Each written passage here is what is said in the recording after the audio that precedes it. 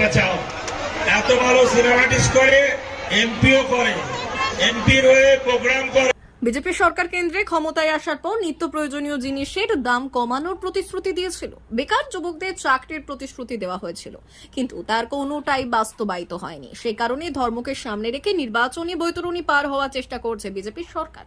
রবিবার আন্দুলে হাওড়া লোকসভা কেন্দ্রের তৃণমূল প্রার্থী প্রসূন বন্দ্যোপাধ্যায়ের সমর্থনে আয়োজিত এক জনসভায় বক্তব্য রাখতে গিয়ে এই কথাই বললেন ঘাটা লোকসভা কেন্দ্রের তৃণমূল প্রার্থী সাংসদ দেব। তিনি বললেন, এই নির্বাচন যে দল দেশ পরিচালনা করবেন তাদের হাত শক্ত করা নির্বাচন। সুতরাং সেই হাত শক্ত না করতে পারলে দেশ আবার পিছিয়ে যাবে। আমরা আমাদের অধিকারের কথা বলতে পারবো না। সুতরাং যে দল আমাদের বেঁচে থাকতে সাহায্য করবে, যে দল ধর্ম নিয়ে রাজনীতি করবে না, যে দল মানুষের স্বপ্নকে সম্মান জানাবে, সেই দলের হাত শক্ত করা উচিত বলে জানান দেব। যদি আপনাদের মনে হয় তৃণমূল কংগ্রেস আপনাদের জন্য কাজ করেছে, আমাদের প্রার্থী আপনাদের জন্য কাজ করেছে, তাহলে সব ভোট উন্নয়নের পক্ষে দিতে হবে। এদিন দেব অভিযোগ করলেন, এখন রাজনীতি উন্নয়ন নিয়ে হয় না, এখন রাজনীতি ধর্ম নিয়ে হয়। এদিন দেব দাবি করলেন, এই নির্বাচনে আগের থেকে অনেক বেশি মার্জিনের জয়লাভ করবেন প্রসূন বন্দ্যোপাধ্যায়। আপনারা জানেন দেশের চাকরির অবস্থা কতটা ভালো কতটা খারাপ। তাহলে আপনাদের যারা জানে তারা জানে, যারা জানে না তাদেরকে বলছি যে দেশের 2014-2024 লাস্ট যে রিপোর্টটা বেরিয়েছে, দেশের চাকরির অবস্থা দেশ যবে থেকে স্বাধীন হয়েছে তার থেকে খারাপ অবস্থা আজকে ভারতবর্ষ ভুগছে। চাকরি নেই আমাদের দেশে,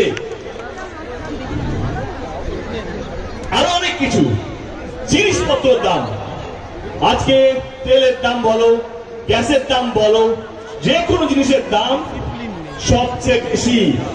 2014-2019 আমাদেরকে স্বপ্ন দেখিয়েছিল কেন্দ্র সরকার যে তারা যদি পাওয়ারে আসে তারা এই সমস্ত জিনিসের দাম কমিয়ে দেবে।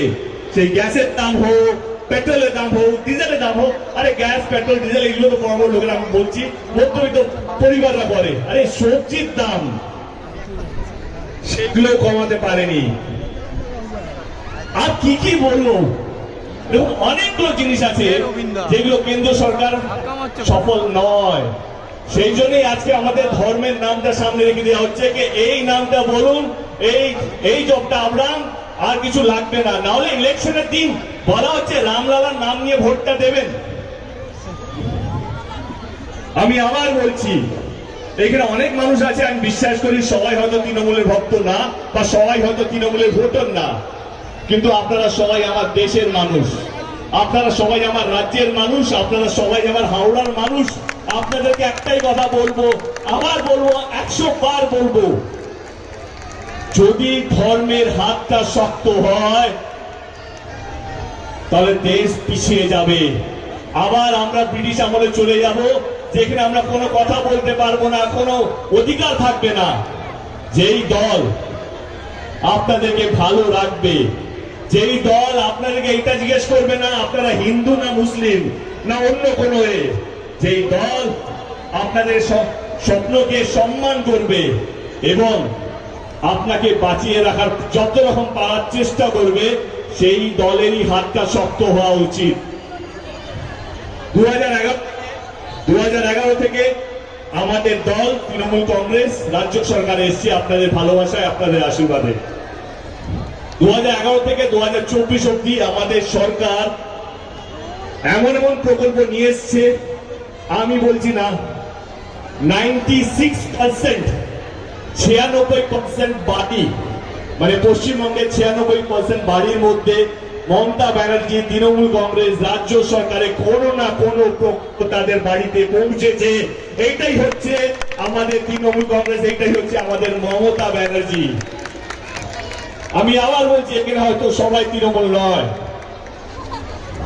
এইখানে কিছুটা দলের প্রতি, কিছুটা আমার প্রতি, কিন্তু অনেকেই ভোটার। তো আবার বলবো, যদি আপনাদের মনে হয় যে আমাদের দল এবং এমন একজন দক্ষ প্রার্থী যে আমাদের দেশকে রিপ্রেজেন্ট করেছে, প্রসূনদা সামনে এসো, যে আমাদের মান সম্মান পৃথিবী জুড়ে নিয়ে গেছে, বাঙালি হিসেবে আমরা গর্ব করি, তার মধ্যে ডেফিনেটলি একটা নাম প্রসূনদা। আবার বলছি, যদি আপনাদের মনে হয় কি আমাদের দল সত্যি গরিব মানুষকে নিয়ে, সমস্ত মানুষকে নিয়ে, হিন্দু হোক, মুসলিম হোক, শিখ হোক, ইসাই হোক, যে কোনো ধর্ম হোক, আপনাদের জন্য কাজ করতে পেরেছি, তাহলে একটা ভোটও বাইরে যাতে না যায়, সব কটা ভোট যেন